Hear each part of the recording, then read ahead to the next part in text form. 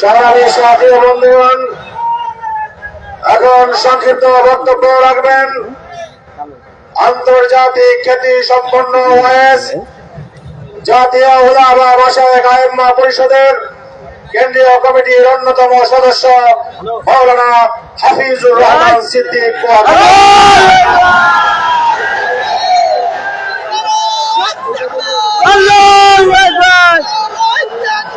আল্লাহু আকবার।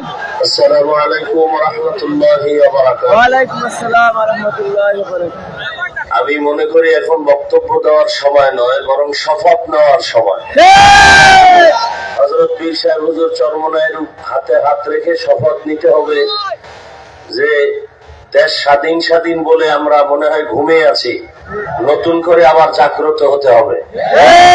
সৈয়দ ফজলুল করিম রহমতুল্লাহ আলাইহির মতো কাফনের কাপড় হাতে